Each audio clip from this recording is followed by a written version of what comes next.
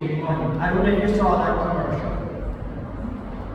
And they had a mission to get children to open savings account called the Sagicor Start Savings Account.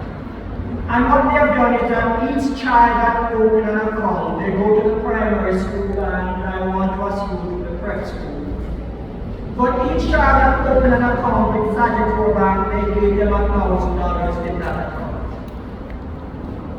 From childhood, our parents and our grandparents told us about the need to put aside something for rainy day. Anybody heard that statement? Put something aside for rainy day. What that means is that while we are working, we need to save some of our earnings in our good time, in our working years, so that when we can no longer work, or when there's a financial need, that there is something in the bank. Hello. Good advice. No matter how little, put something aside so that when rainy day comes, or when we can no longer earn. As a matter of fact, I remember as a boy growing up at home, we did not have gas stove or electric stove. We used wood fire. And many of the homes in the country would cut some wood. And they have a second room that is connected to the kitchen, the outdoor kitchen, that is called the butchery. And there they would take some wood, usually some logwood or some pimento wood, and they would store those wood in the butchery, and you dare not touch those wood. Those wood were there so that when rainy day come or something like that, and you couldn't go to the bush to go get wood to cook dinner, then they would draw on that. In our text, Colossians 3:16, the Apostle Paul is saying to us that the same way that we put money in the bank for rainy day is the same way that we should put God's word in our heart, in our memory for rainy day. Hello, somebody. So I say to us this morning, that God's word is money. Follow me? Our memory is the bank. And the same way that we put part of our earnings, some of our earnings in the bank, we are urged to make rich deposit of God's word in our memory bank so that when the time comes, we can draw on it. I'm going to say to us this morning and talk to us about our most important possession.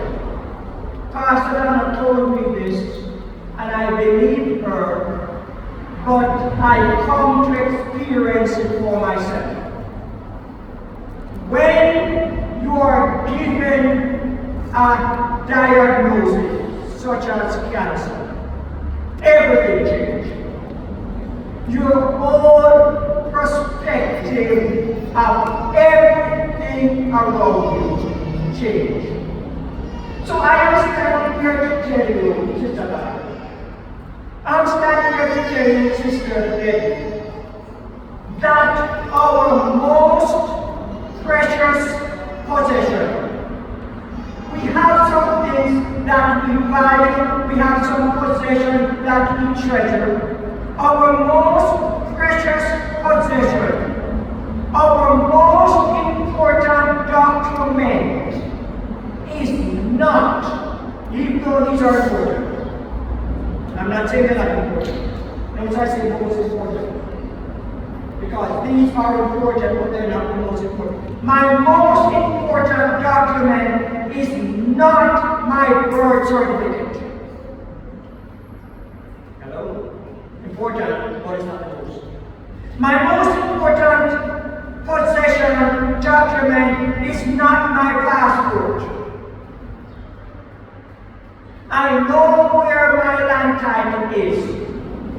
It is in a metal can at home. It is not my most important document or possession. My national ID, which is important, with my TRN number, my driver's license that permits me to drive on the road. These are not my most important possession. We want to hang on to our high school certificate. And my all my offices are my college diploma and degree. But those are not my most important possessions. So you may say then, Pastor, if these are not your most important possession, some of us do not own a land title. Some of us may not even have a passport. I know that there are some here that does not have a driver's license. The most important possession that I own are my Bible and my songbook. I'm going to tell you why.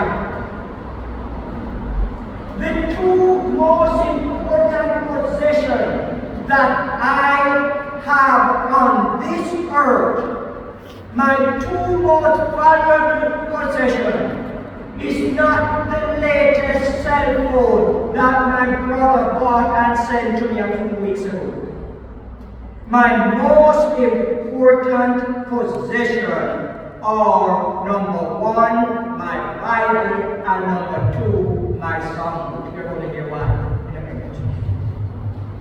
We have often heard that we should memorize God's word because the time is coming when the Bible may be taken away from us.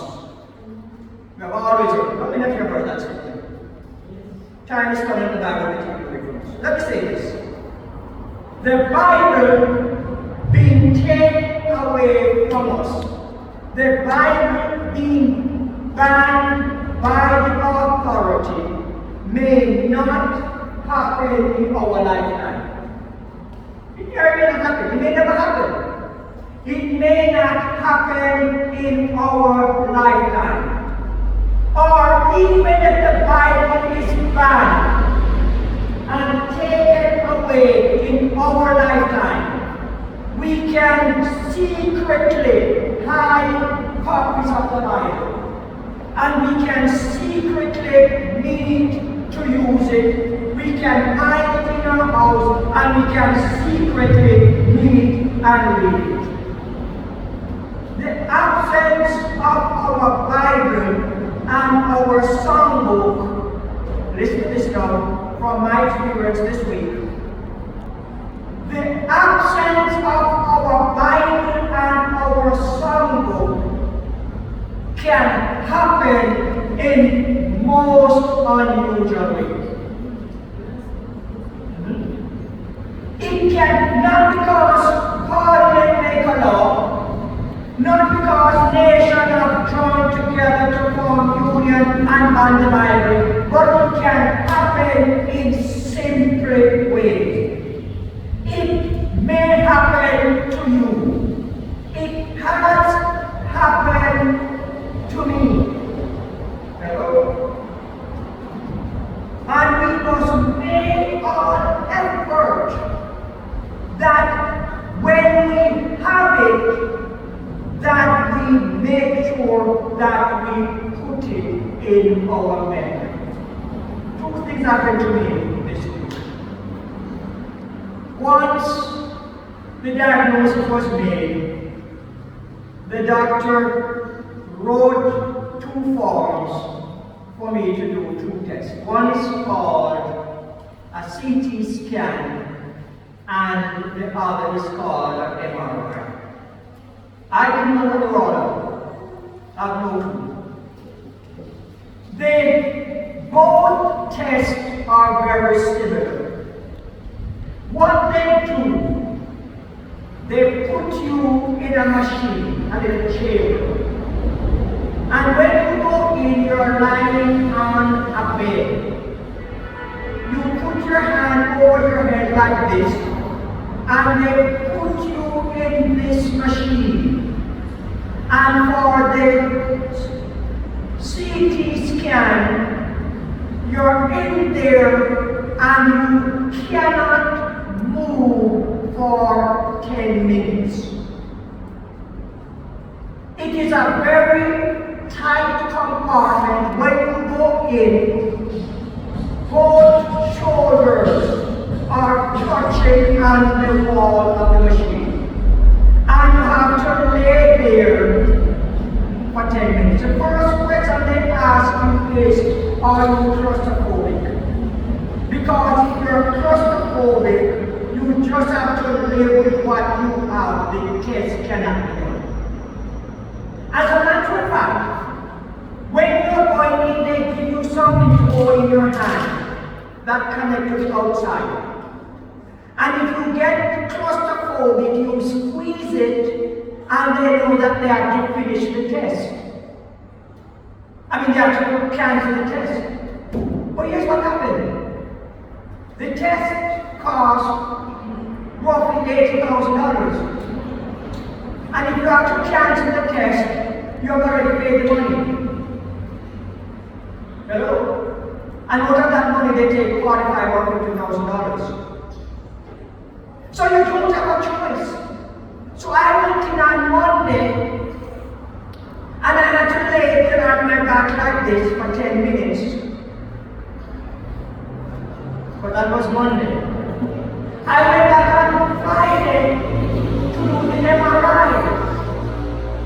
And it was very similar, except you lay on your back and you cannot move. You can't scratch your nose. You can't do anything except just lay there like this for 50 minutes.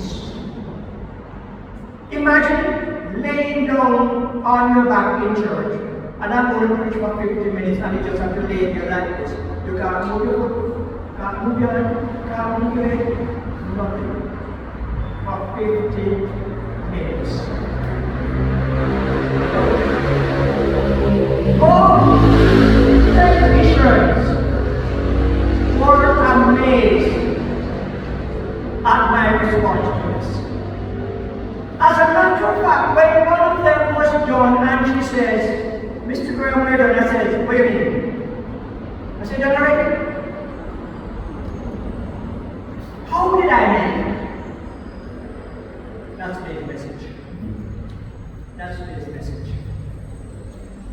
Because once she put me on the bed and strapped me up and put the stuff in my arm, and I put my hand here and behind me, and she pressed the button to start putting me in this thing.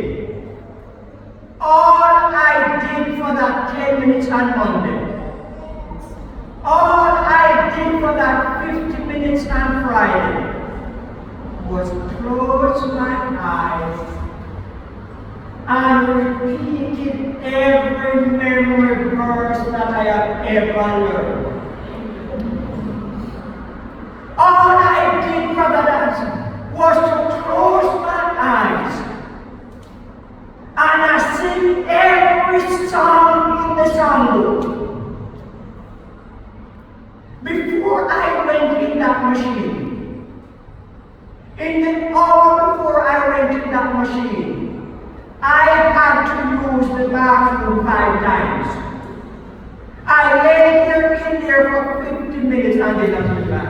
Because all I did, I must have the Savior with me. Hello, somebody. Every hour done, oh Lord. Every Savior like a shepherd lead me. Every the Lord is my light and my salvation. Every 23rd Psalm, every one of those, just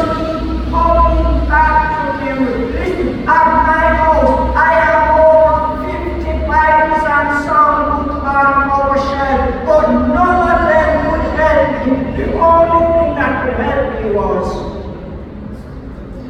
the money I had in hand.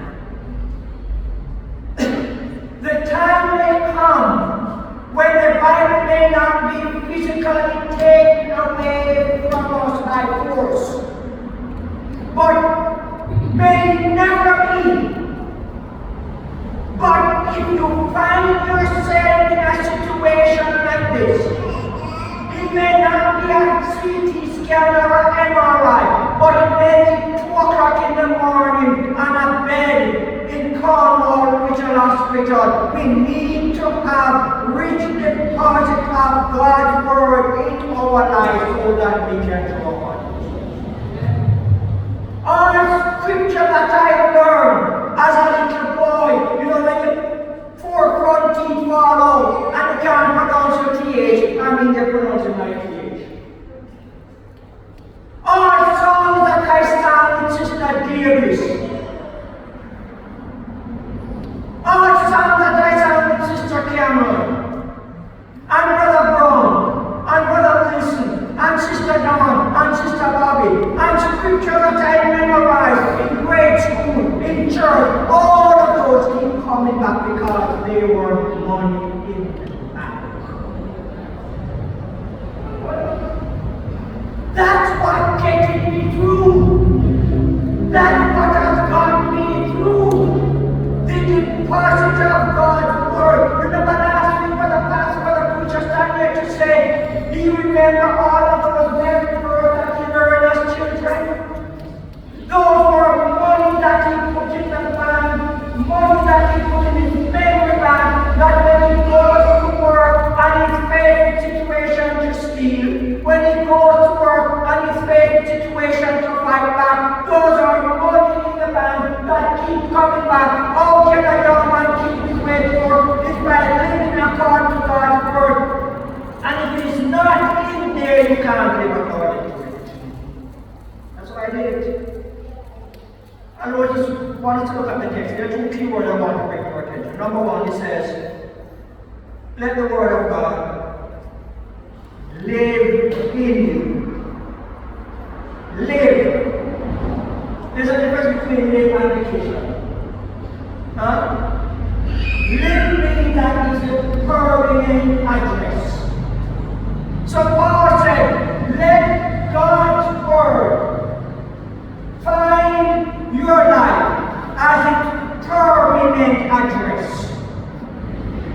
Don't let God's Word just visit your life once a week when you come to church. Don't let God's Word just visit your life once in a while if you drive in a taxi or a bus and they play something Christian. Let God's Word find a permanent home in your life. And he said, let it live richly. Richly means to be in abundance, to be plentiful. No, I want to say that 50 minutes that I spent in that MRI machine, all when I come home, we still have about 40 buckles with the project. Hello, somebody. There were so many scripture verses in there. Some of them we don't get to them yet. We don't get to Genesis 1. We don't get to John 1. In the beginning was the Word, and the Word was with God. All of us we don't get to yet. Hello, somebody. Because there were so many in there. So much in there. It said, let it live in you richly. And a few things I want us to notice this. We must make a deliberate effort to get God's Word in our heart and our mind. A deliberate effort. And no one can put God's Word in our heart for us. Getting God's Word in our hearts and our minds will not happen by chance. It can only happen by choice. I have to choose to put it there. And then when we get to can do it. You're going to work. God's word is on your phone. Turn it on and listen to it. I know somebody. God's word is on your phone. You're at home washing. Put the phone on a pan beside you and turn it on. We have to get God's word in us because no other person can get God's word in our hearts.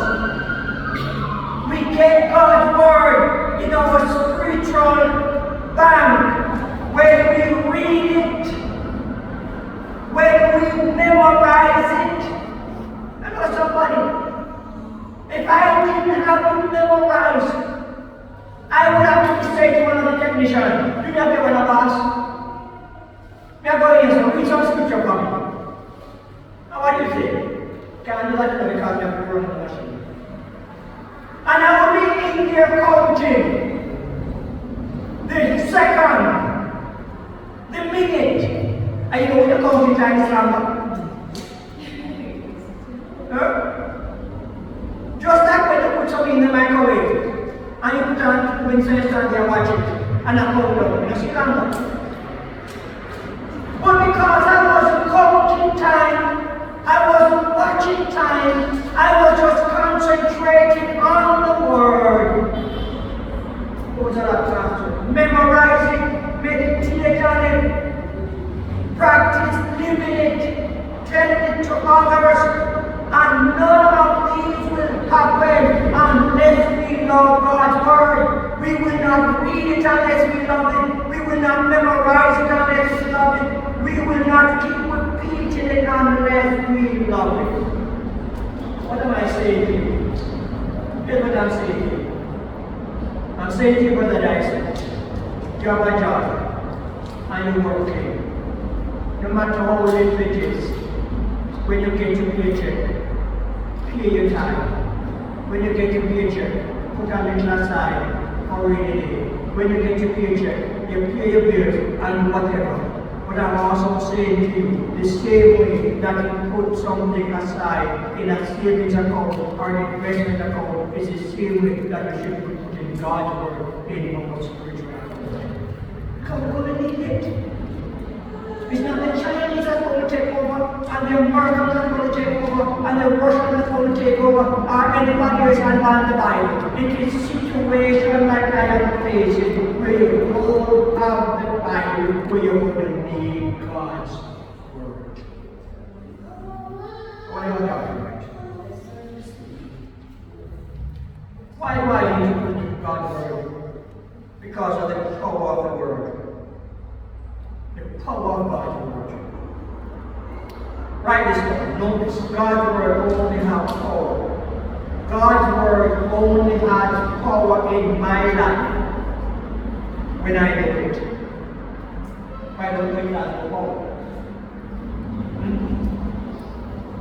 If you don't know accounts have no power to you. If you don't know science, science has no power to us. We don't know science. So that's why it has no power to us, that's why we can't put a hand on it. Most of us don't know electronics. Most of us don't know computers, so it has no power to us. The most we can do is turn it on, and if it's not going to pass, somebody can fix that thing to fix it. God will only have power when we know it. Hello, somebody. God's word only has power not only when we know it, but God's word only has power when we speak it. Speak it. Speak it over your situation. I said it again. Speak it over your situation. Speak it over my sickness. Speak it over your finance. Speak God's word over your children.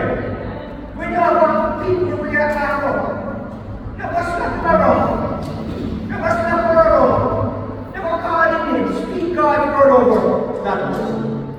You are righteous seed. Come on. You are the righteousness of God in Christ Jesus. You are the head and not the tail. When they go to school and people make fun of them, when they are ridiculed, when they come home, speak God's word over them. You are the head and not the tail. You are power not beneath.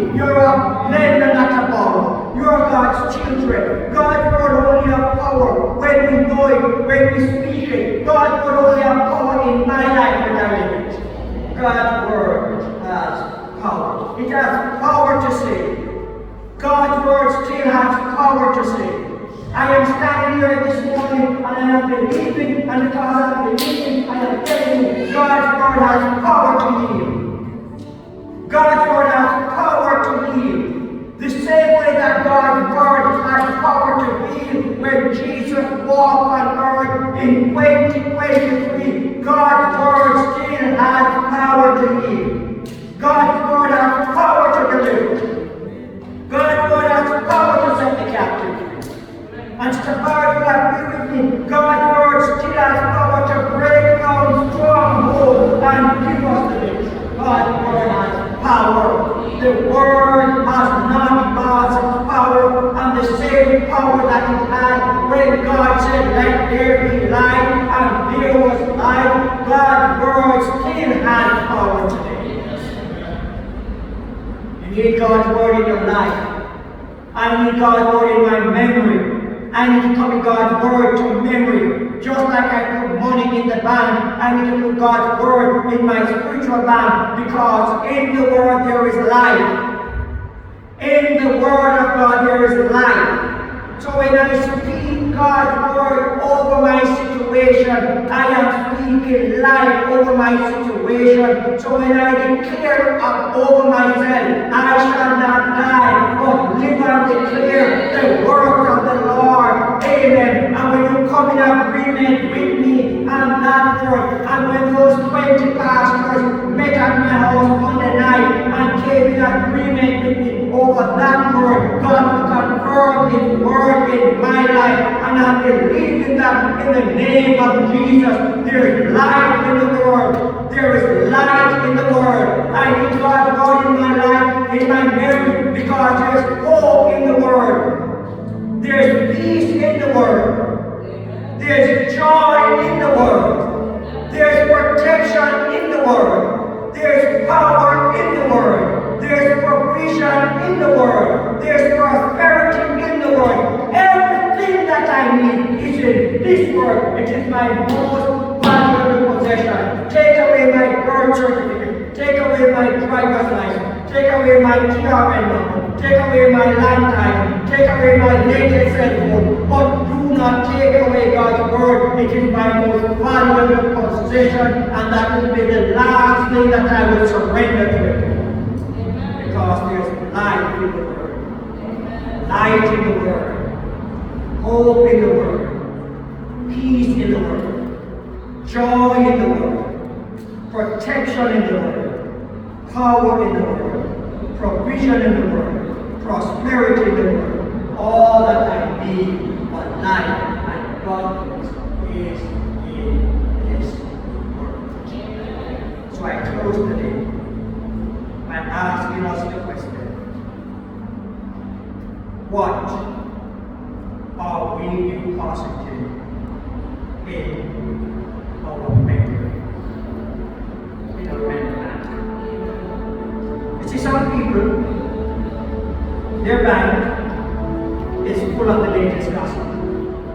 They can tell you, they are social media, and they can tell you everything.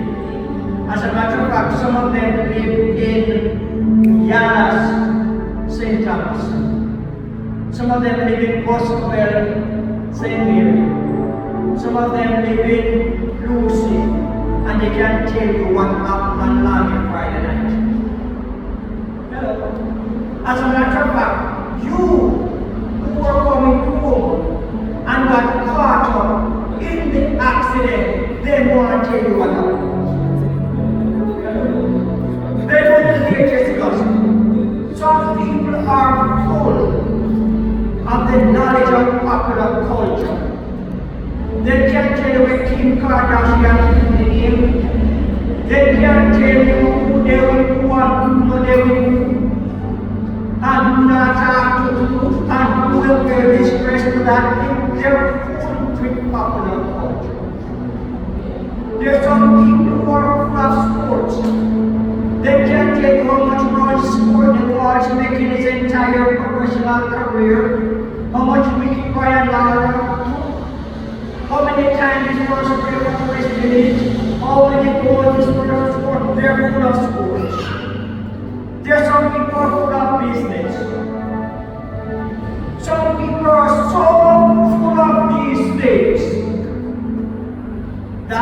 no space left for us. I don't know if you've been watching, but this is something that Pastor and I have been noticing. Every quiz that we have seen on television, both local and international, the section that people miss the most questions is our life. One of the greatest quiz minds in the world is Mark, the beast. And if you watch the different program that he's on, he can answer the widest range of questions. But when it comes to the question of the Bible, that's where it is. Because he's so full of everything else, the knowledge of everything else, that there is no space left for the Bible. Let me say this. Nothing wrong with doing sports. Nothing wrong with keeping up encouragement. Nothing wrong with knowing business. Nothing wrong with knowing science. And when our children go to school, we must encourage them to learn and to expand their mind. But more than anything else, you know the song, I don't know much about history. I don't know much about the science I took. But I know that I love you. Christians should say, I don't know much about business, or science, or geography, or whatever. But one thing I do know, I know something about God's word. Know something about God's word. The Apostle Paul said to us today, while there's nothing wrong with having science and sports and all of these things in our bank, there must be a rich deposit of God's word, because you never will. So put aside some money for it. It's good advice. But the best advice that I can give you is, while I am putting aside some money for rainy day, there's a rainy day that's called adversity, or sickness, or whatever. And the only deposit that will end there is God. You know, it's interesting that when I was working, I used to pass it down. Money, run, carry the bag, come and miss so much money here. How much money we have in there was the farthest thing from my mind. Because if I have $100 or if I have $100 million in it, that was not what's going to get me. What got me is having God's word, both in the written word and in the inspired songs in my life. I say your Bible and your song. Notice what I said, your what? Your Bible and your song. Why do I say your song?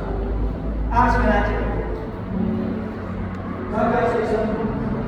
Because you see, the songs that we often find in the Psalms, the hymns of faith, these songs were written out of a love for God and a desire to transmit His words to people.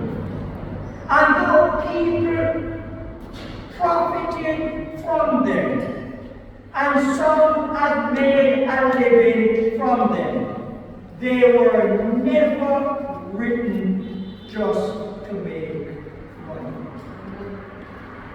Because you see, right this moment a year from my pastor, a lot of the songs,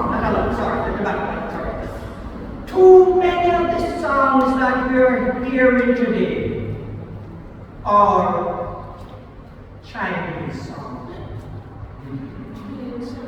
Made in China.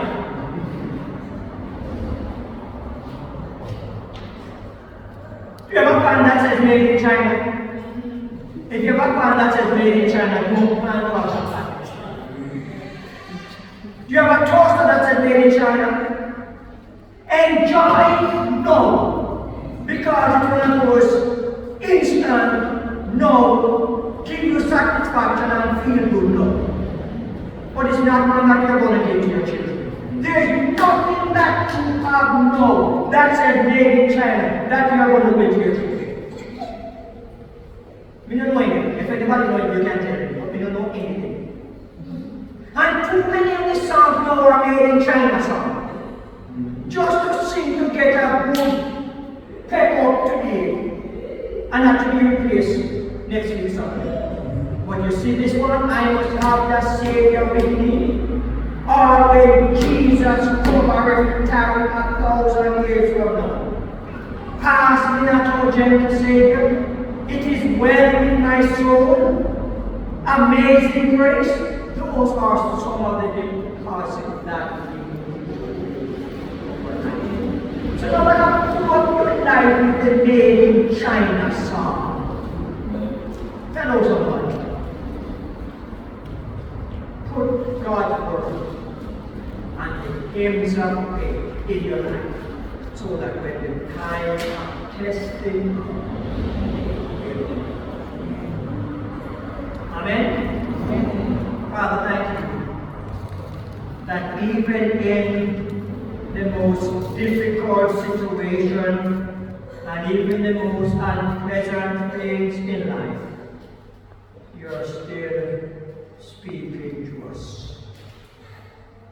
And it says your word stands true that says all things work together for good to those who love the Lord and are called upon his purpose.